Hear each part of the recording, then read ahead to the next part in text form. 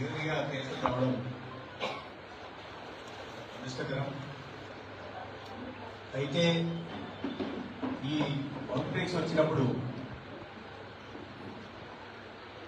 వైద్య సిబ్బంది పైనుంచి కింది దాకా స్పందించిన తీరు అభినందనీయం.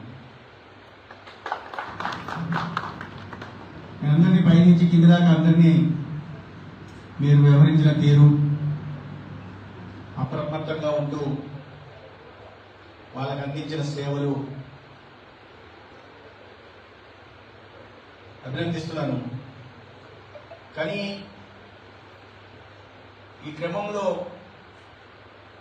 రెండు ప్రాణాలు పోయాలన్న విషయాన్ని కూడా మనం గుర్తుపెట్టుకోవాలి. ప్రాణం విలువ తెలుసుకోవాలి. నేను అభినందిస్తున్నానంటూనే చప్పట్లు కొడుతున్నాను.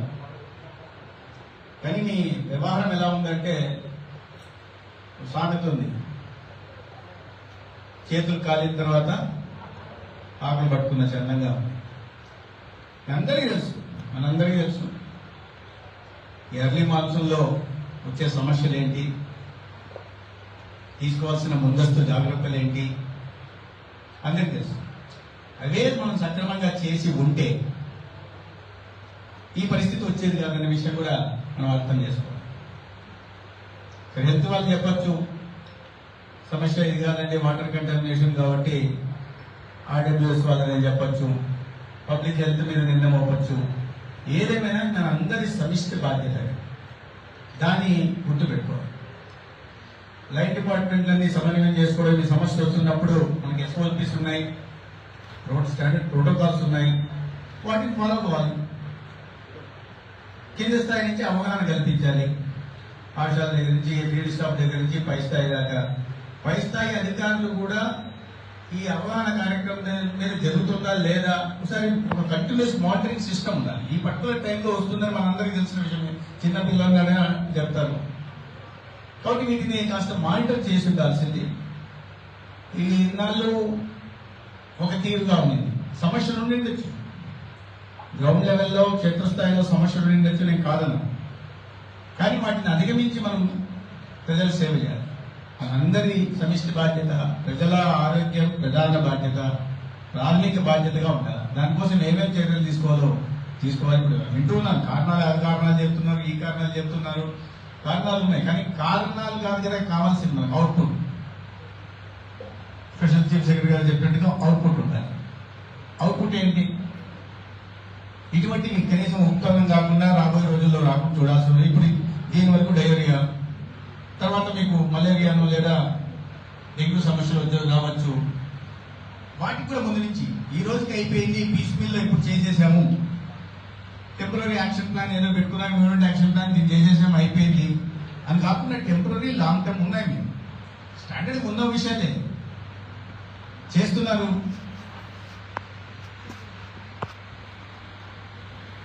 బ్యాటలాజికల్ ఎగ్జామినేషన్ ఎవ్రీ వెన్స్డే చేస్తున్నారు. చేసిన తర్వాత వెంటనే అలర్ట్ చేస్తున్నారు. ఈ కింద స్థాయి నుంచి కూడా అలర్ట్ ఆ సిస్టమ్ ఉండాలి, వెళ్ళాలి. ఆశా వర్కర్లు, ఏఎన్ఎంలు, I'm still in learning process. వచ్చి నేను మంత్రిగా బాధ్యతలు తీసుకొని ఒక దగ్గరగా 2 రోజులు అయినప్పటికీ కూడా, ఎందుకంటే నేను గతంలో రూరల్ డెవలప్మెంట్లో కానీ లేదా అర్బన్ డెవలప్మెంట్లో కానీ పార్లమెంటరీ అఫేర్స్లో కానీ పని చేస్తున్నా. ఇలాగ నేను కూడా ఒక అధికారిగా పనిచేస్తున్నా. కానీ హెల్త్ డిపార్ట్మెంట్లో ఎప్పుడు లేదు ఎదురైన డాక్టర్ నారాయణ డాక్టర్. సో నేను కూడా తెలుసుకునే ప్రయత్నం చేస్తున్నా. మీరు మంచిగా చేస్తే నాకు ఎక్కువ తెలుసుకునే అవకాశం ఉంటుంది. పబ్లిక్తో మేము వ్యవహార శైలి కూడా బాగుండాలి. హాస్పిటల్లో వాళ్ళని చూస్తున్న హాస్పిటల్లో అందరూ పేషెంట్లు అందరూ సంతోషంగా ఉన్నారు. వ్యవహరించిన తీరు కానీ, వాళ్ళని చూసిన తీరు కానీ బాగుంది. తర్వాత విలేజ్ హెల్త్ క్లినిక్ పోతే అక్కడ కూడా ఉండాల్సిన మందులు అవన్నీ ఉన్నాయి. అంటే వీటిని ఒక మానిటరింగ్ సిస్టమ్ పెట్టేసుకొని భవిష్యత్తు ఇట్లాంటి రాకుండా మనందరం సమిష్టిగా చేయాల్సిన బాధ్యత ఉంది. ఎక్కడ కూడా ప్రొయాక్టివ్గా ఉండాలి. అందరూ లెథర్జీ అనేది ఉండకూడదు. గతంలో లాగా నడిచిందిలే, పోయిందిలే, సమస్య వచ్చినప్పుడు ఆ రోజు చూద్దాం, దులిపేసుకుందాం, ఎవరినో నెపం ఎవరి మీద నెట్టేద్దాం, ఆ సమయానికి అది చెప్పేద్దాం అనే పరిస్థితులు భవిష్యత్తులో ఉండవు. ప్రతి ఒక్కరూ వాళ్ళకి ఏ బాధ్యతలు ఉన్నాయో, ఏ డ్యూటీలు ఉన్నాయో సక్రమంగా నిర్వహించాల్సిందే. ఎటువంటి తప్పిదాలు జరిగినా ఉపేక్షించడం ఉండదు అనే విషయాన్ని మీరు గట్టిగా అందరూ గుర్తు పెట్టుకోవాల్సిన అవసరం. నేను చాలా సరళమైన భాషలో చెప్తున్నా, సరళమైన పైనుంచి కింది స్థాయి దాకా. కింద స్థాయి వాళ్ళు చేయాల్సిన పనులు చేయాలా, వాళ్ళని మానిటర్ చేయాల్సిన పనులు పై స్థాయిలో చేయాలా.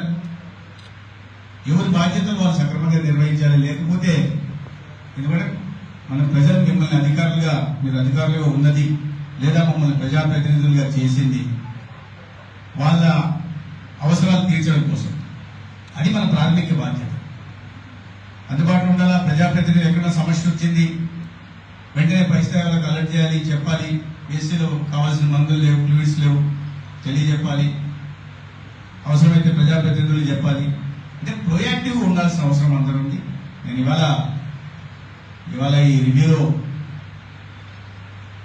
ఒక రకంగా చెప్పాలంటే ఒకవైపు దురదృష్టకర సంఘటన, రెండో వైపు సాటిస్ఫాక్టరీగానే ఉంది. అట్లనే మన పొరపాటు కూడా ఉంది. ఎందుకంటే మనం ఎందుకు ముందస్తు చర్యలు తీసుకోలేకపోయాం, ఎందుకు తీసుకోవాల్సిన జాగ్రత్తలు తీసుకోలేకపోయాం.